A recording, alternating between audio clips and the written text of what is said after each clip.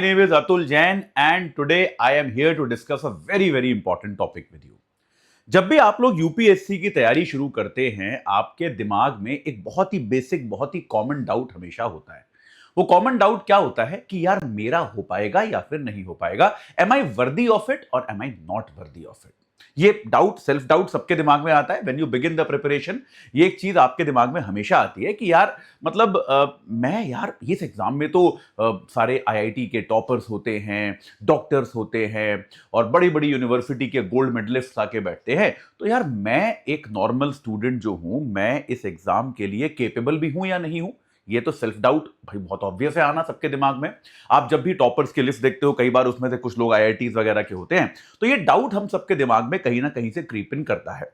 तो इस डाउट को के समाधान के लिए, इस डाउट के सोल्यूशन के लिए एक बहुत ही सिंपल सी चीज है।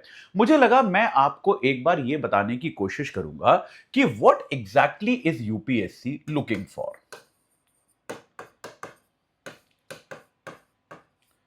तो आज हम अगले 15 मिनट केवल ये डिस्कशन करेंगे कि यार यूपीएससी जो है वो ढूंढ क्या रही है, मतलब what are they looking for when they say that we are going to recruit for civil services. हम लोग आने वाली जनरेशंस के लिए सिविल सर्वेंट्स हायर कर रहे हैं, तो क्या खासियत होती है, क्या एलिजिबिलिटी, मतलब क्या चीज होती है, वो क्या ढूंढते हैं बच्चों में, वो किसी एस्पिरेंट को जब वो सेलेक्ट करते हैं तो कौन सी खासियत, कौन सी खूबी वो उनमें देख रहे हैं। देखिए जानकारी, ये वाली नॉलेज जो है ये वैसे भी जरूरी है, क्योंकि आप लॉजिकली सोचकर देखिए कि यार यूपीएससी आखिरकार एक जॉब एग्जाम है। भाई आप इस जब एग्जाम में बैठते हो तो आपको कोई डिग्री डिप्लोमा तो मिलता नहीं है, आपको एक नौकरी मिलती है। तो दुनिया में हर नौकरी के लिए जब आप अप्लाई करते हो, जैसे मान लीजिए आप अगर अनअकैडमी में भी किसी जॉब के लिए इंटरव्यू देने आते हो, तो आप जिस भी जॉब के लिए इंटरव्यू देने आए हो उसके लिए क्या रिक्वायरमेंट है ये तो पता करके आते ही हो, है कि नहीं है भाई? मान लो आप एक टीचर के जॉब के लिए इंटरव्यू देने आए हो, या फिर एक कोडर के लिए, एक सॉफ्टवेयर वाले आदमी के जॉब के इंटरव्यू के लिए आए हो, तो उसके लिए क्या क्या रिक्वायरमेंट है ये आप पता करके आते हो। लेकिन सरप्राइजिंगली यूपीएससी एक ऐसा पेपर है जहां पर सबको पता है कि जॉब मिलने वाली है, जॉब वाला एग्जाम है, लेकिन इस जॉब के लिए एसेंशियल रिक्वायरमेंट्स क्या है ये कोई पता करके नहीं आता। ज्यादातर एस्पिरेंट ने इस चीज को एक दिन भी नहीं सोचा होता अपने 2 साल 3 साल 4 साल की तैयारी में कि यार चाहिए क्या, ये ढूंढ क्या रहा है सामने वाला। जबकि ये तो बहुत इंपॉर्टेंट क्वेश्चन है यार, कि जो वो ढूंढ रहा है अगर आप अपनी पर्सनालिटी में वो ला पाओ तो आपके सिलेक्शन की पॉसिबिलिटी बढ़ जाएगी, नहीं ला पाओगे तो कम हो जाएगी साहब। सिंपल सीधी सीधी बात है। चलिए, तो सबसे पहले हमारे को यूपीएससी क्या ढूंढ रहा है उसका पहला क्लू जो मिलता है वो मिलता है एलिजिबिलिटी से। अगर आप एलिजिबिलिटी पर देखें, देखिए अगर यूपीएससी को किसी भी तरह का एकेडमिक स्टैंडर्ड चाहिए होता, देखो पहली बात तो यह है UPSC is not looking for toppers. ये चीज तो आप एकदम दिमाग में बैठा लो, मतलब टॉपर से उन्हें कोई हर्ज नहीं है, टॉपर से उन्हें कोई प्रॉब्लम नहीं है, आ जाएं तो they will not kick them out. लेकिन टॉपर को वो ढूंढ नहीं रहे, क्योंकि मेरी नजर में दुनिया में सबसे आसान रिक्रूटमेंट प्रोसेस होता है टॉपर्स को हायर करना। यार कितना आसान है, आपको मान लो 1000 वैकेंसी है आपके पास, आप क्या करो, एनआईआरएफ रैंकिंग आती है टॉप कॉलेजेस की भारत में, तो इंडिया के टॉप 100 कॉलेज चले जाओ, वहां के 10-10 टॉपर को हायर कर लाओ, हो गया आपका 1000 वैकेंसी खत्म। सबसे प्राइवेट कंपनियां ऐसी तो हायर करती हैं, प्राइवेट कंपनियां जो कैंपस में जाती हैं हायरिंग करने के लिए वैसी हायरिंग करती हैं, अच्छे कॉलेजेस में जाती हैं, ऊपर के टॉपर बच्चों को लेके आ जाती हैं, उनकी हायरिंग महीना 1.5 महीना में खत्म हो जाती है। यहां पे UPSC goes through all the pains of having a prelims, then having a mains and then having an interview, very long process, 1-1.5 साल का प्रोसेस चलाती है यूपीएससी। जबकि टॉपर हायर करना तो महीने भर का काम है, वो कुछ लोगों को भेजे देश के 100 टॉप कॉलेजेस में और फटाफट सबको हायर करके ले आए, खत्म करे। यानी कि टॉपर तो वो नहीं देख रहा। एक और क्लू जो आपको यहां पर मिलता है वो क्या है, एलिजिबिलिटी में आपका ग्रेजुएशन सबसे पहले तो किसी भी तरह का हो सकता है, एनी ग्रेजुएशन, किसी भी सब्जेक्ट में। ग्रेजुएशन में वो ये नहीं कह रहे कि हमको केवल टॉप कॉलेज से ही चाहिए, या इंजीनियर चाहिए, या साइंस चाहिए, या मैथ चाहिए, या आर्ट्स चाहिए, कुछ नहीं कह रहे, कुछ भी कराओ, कहीं से भी कराओ, डजंट मैटर। और दूसरा, they are not even putting a percentage cut off, वो कह रहे हैं कि बस पास हो, बस पास होना चाहिए। यानी कि अगर तुम्हारे अपने ग्रेजुएशन में 34% नंबर भी आए हैं, 34% नंबर लाकर भी बेटा आप पास हुए हो, तो भी आप यूपीएससी में बैठ सकते हो। दैट मींस यूपी, जबकि ये तो कितना आसान था, यूपीएससी कहता है यार केवल 60% से अबव वाले, या चलो कुछ कॉलेजेस में 60% नंबर नहीं आते बच्चों के, तो 50% एंड अबव कर देता, तो कम से कम बहुत बड़ा संख्या छट जाती, ऐसा होता कि नहीं होता? कर सकते थे वो ऐसा, या फिर ये कह देते कि जिनके 12th में फर्स्ट डिवीजन थी, ये भी कर सकते थे कि जिसकी 12th में कम से कम 60% से या 75% से ऊपर नंबर थे, खाली वही बैठेगा। ऐसा कुछ भी किया इन्होंने? कुछ भी नहीं किया। That means they want to open their doors to everybody. तो कभी भी दिमाग में ये डाउट मत रखिएगा कि यूपीएससी आपको नहीं चाहता। अगर यूपीएससी, अगर आप नॉर्मल बच्चे हो, अगर आप एक नॉर्मल कॉलेज से नॉर्मल ग्रेजुएशन करके आए हो, तो कभी, या नॉर्मल ग्रेजुएशन अभी कर रहे हो, अगर यूपीएससी को आपको शट आउट करना होता तो उसके लिए कोई फर्क नहीं पड़ता, वो बस एलिजिबिलिटी में लिख देता कि ग्रेजुएशन 60% या 12th में 75% चाहिए, बात खत्म। आप अपने आप एलिजिबल ही नहीं रहे, बात ही खत्म हो गई। ऐसा उसने नहीं किया। They haven't done that. ये बात समझ में आई कि नहीं आई? दूसरी चीज लोगों को अक्सर लगती है एज की। एक पता नहीं क्यों एक कंफ्यूजन फैला हुआ है कि यंग जो लड़के लड़कियां होते हैं यूपीएससी उनको ज्यादा प्रेफर करता है। एक पता नहीं क्यों ये तो जो सो कॉल्ड एक्सपर्ट्स होते हैं ना, वो एक्सपर्ट्स ऐसी बातें बहुत फैलाते हैं कि यंग लड़के लड़कियों को बहुत ढूंढता है यूपीएससी। अरे यार, अगर यंग को ढूंढ रहा होता तो एलिजिबिलिटी एज कम कर देता ना यार। वो आपसे पूछ के थोड़ा ना करेगा। अगर उसको यंग लोग चाहिए तो वो क्यों फालतू में 32 साल तक के बच्चों को बैठने देगा? अगर उसे यंग लोग चाहिए भाई, तो उन्होंने 21 से 32 क्यों रखी है फिर एज लिमिट?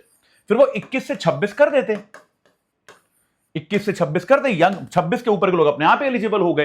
तो 21 से 26 उन्होंने नहीं करी है, 21 से 32 करी है। यानी कि अगर आपकी एज भी ज्यादा है तो फालतू में ये सब डिस्ट्रेस मत लीजिए कि यार मेरी तो अब एज ज्यादा हो गई, यूपीएससी तो केवल यंग लोगों को चुनता है। अरे नहीं चुनता यार, किसने कह दिया आपसे?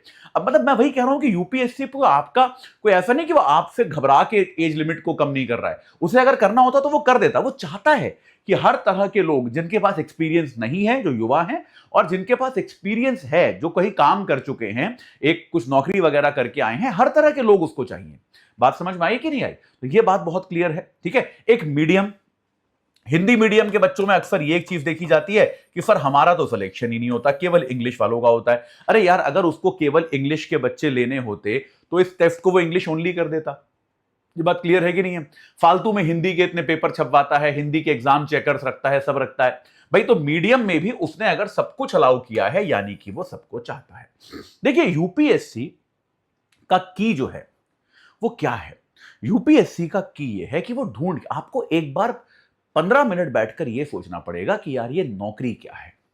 ये नौकरी जो है ये डिसीजन लेने की नौकरी है। ये नौकरी जो है ये मैनेजमेंट की नौकरी है।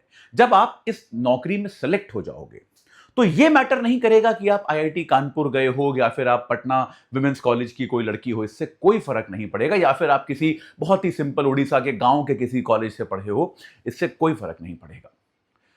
फर्क यह पड़ेगा कि जब आपके सामने एक सिचुएशन आती है जिसमें आपको स्ट्रेस के अंदर डिसीजन लेना पड़ता है, तो क्या आप एक बेस्ट आउटकम वाला डिसीजन ले पाते हो या फिर नहीं ले पाते हो। फर्क इससे पड़ता है। इससे कोई फर्क नहीं पड़ता कि साहब आप आईआईटी बॉम्बे के टॉपर हैं या आप एम्स के डॉक्टर हैं या फिर आप जो है तमिलनाडु के गांव में पढ़े हैं, कोई फर्क नहीं पड़ता। यह आपकी इनेट कैपेबिलिटी है, आपकी अपनी क्षमता है डिसीजन लेने की। जब आपके ऊपर बहुत तरह का प्रेशर आएगा, will you be able to choose the path which is the most suitable path और not? That is the fundamental idea, that is the fundamental skill they are looking for, because that is the skill that will be required in your job. जब आप अपनी job में जाएंगे तो यही नौकरी, यही आपकी स्किल चाहिए होगी। आप जो है, देखिए इस बात को समझिए, और आप एक क्विक लर्नर हो, इस बात को भी समझिए। You have to be what? You have to be able to take decisions under pressure. पहली चीज ये है, right decisions under pressure, and you should be a quick learner. भाई आप में से कोई हो सकता है किसी ने हिस्ट्री पढ़ी हो, वो हिस्ट्री पढ़ के जब आईएएस बन जाता है, तो आईएएस बनता है तो अपने इलाके की रोड्स का इंस्पेक्शन करता है कि यार उसके इलाके की रोड्स ठीक से बन रही हैं कि नहीं बन रही हैं। उसे कहा जाता है कि जाके चेक करो सड़क की क्वालिटी ठीक है कि नहीं है।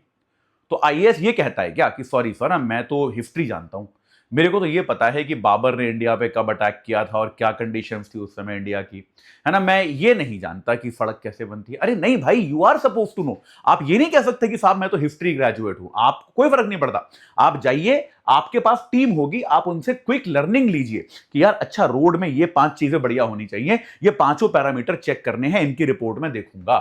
तो दैट अंडरस्टैंडिंग कि आप एक किसी चीज को क्विकली पढ़कर बहुत ही बेसिक, उसका ऐसा नहीं कि आपको कोई बहुत बड़ा इंजीनियर बन जाना है 5 दिन में, नहीं, लेकिन एक ऑन द जॉब आपको बेसिक अंडरस्टैंडिंग डेवलप हो पा रही है या नहीं, ये वो चीज है जो फील्ड पे आपके काम आएगी।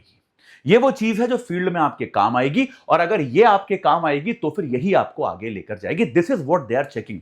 अच्छा, कभी कभी सोचिए, कभी कभी आपको ऐसा लगता है कि नहीं लगता कि यार इतना लंबा चौड़ा सिलेबस बनाया है। बेसिकली देखिए, आपका इतना लंबा चौड़ा सिलेबस बना के वो आपकी यही 2 स्किल्स टेस्ट कर रहे हैं। यही वो 2 स्किल्स हैं जिनको टेस्ट किया जा रहा है आपकी प्रिपरेशन में भी। प्रिपरेशन में उनको पता है कि आपको साल भर तैयारी करनी है, और साल भर में उन्होंने आपको history, geography, polity, economics, science and technology, art and culture, ethics, integrity, aptitude, English, math सब दे दिया है आपको कि करो भाई, करो तैयारी भर भर के। तो आपके ऊपर क्या आ गया? प्रेशर आ गया। तो प्रेशर के बीच में आपने एक सही डिसीजन लिया या नहीं लिया? आपने प्रेशर के अंदर did you take the right decision और नॉट? Did you crumble under pressure? ऐसा तो नहीं कि आप पूरे साल आप पे प्रेशर आया, 10 विषय पढ़ने हैं, 15 सब्जेक्ट पढ़ने हैं, तो आप खाली एक ही पढ़ते रह गए, जो बहुत लोग कॉमनली गलती करते हैं कि एक ही सब्जेक्ट पढ़ते रह जाते हैं 6 महीने तक। दैट मीन्स अगर आपके ऊपर बहुत सारा काम आएगा, बहुत सारे फील्ड्स आएंगे, तो आपसे मैनेज नहीं होगा। You are not a suitable candidate. दूसरा, आपने हो सकता है कॉलेज में एक ही सब्जेक्ट पढ़ा हो, लेकिन यहां पर आपको बाकी सब्जेक्ट्स को भी जल्दी से पढ़ के उनमें ठीक ठाक फेमिलियरिटी लेकर आनी है कि यार एक समझदार आदमी, जितनी मेरे को हिस्ट्री भी आती है उतनी मेरे को ज्योग्राफी भी आती है, उतना मेरे को साइंस एंड टेक्नोलॉजी भी आता है। अब कुछ मैंने पढ़ा कॉलेज में कुछ भी, उससे कोई फर्क नहीं पड़ता। ये दोनों वो स्किल्स हैं बेटा जो आपकी एक्चुअल जॉब में काम आएंगी, और यही 2 स्किल्स हैं जो आपको वास्तविकता में बाकी स्टाफ से अलग भी बनाएंगी। आप जब मान लीजिए आप 25 साल की उम्र में आईपीएस बन के पहुंचेंगे, और आप एक जिले के जब आप एसपी बनेंगे, तो आपके अंडर एक इंस्पेक्टर काम कर रहा होगा जो पिछले 28 साल से नौकरी में है। ये होगा आपके साथ, देखिएगा कि आपकी उम्र 25 साल होगी और वो आदमी 28 साल से नौकरी में होगा। तो कभी कभी उसको ऐसा लगेगा कि यार मैं 28 साल से नौकरी में हूं, ये लड़का या लड़की जो अभी मतलब मेरी एक्सपीरियंस से कम इसकी उम्र है, ये आदमी आके मेरा बॉस कैसे बन गया? उसका रीजन ये है कि यार आपके पास ये कैपेबिलिटीज हैं जो शायद उसके पास लाइफ में नहीं थी, इसीलिए आप ये कर पाए। तो जब आप यूपीएससी की तैयारी करते हैं तो अपने दिमाग से ये सारे जो एक जिसको हम कहते हैं ना मिसकॉन्सेप्शंस हैं, इनको निकाल दीजिए कि यार मैं इधर नहीं गया, मेरे पास ये फैसिलिटी नहीं है, मैं तो हिंदी मीडियम से हूं, मैं तो किसी रीजनल वर्नाक्युलर मीडियम से हूं, मैं तो बहुत छोटे कॉलेज से पढ़ा हूं, मैं तो बहुत अच्छा स्टूडेंट भी कभी नहीं रहा, मैं तो बहुत ज्यादा कभी मेरे नंबर भी नहीं आए लाइफ में। अगर यूपीएससी को आपको ब्लॉक करना होता तो वो आपसे बिना पूछे आपको ब्लॉक कर दिया होता। आपको ब्लॉक नहीं किया, मतलब यूपीएससी चाहती है कि आप भी इस एग्जाम में बैठें। तो अपने एक ओपन माइंड के साथ, एक खुले विचारों के साथ, सही एक मनोदशा के साथ, सही मेंटालिटी के साथ इस एग्जाम की तैयारी करना शुरू कीजिए। And always remember these 2 points that I have told you today कि आपकी तैयारी में ये दोनों पॉइंट रिफ्लेक्ट हो रहे हैं या नहीं हो रहे। अगर रिफ्लेक्ट हो रहे हैं तो आप एक अच्छे एस्पिरेंट बन रहे हैं, नहीं हो रहे तो आप एक बहुत खराब एस्पिरेंट बनते जा रहे हैं। ठीक है, चलिए, अगर आपको आपकी तैयारी में अनअकैडमी की मदद चाहिए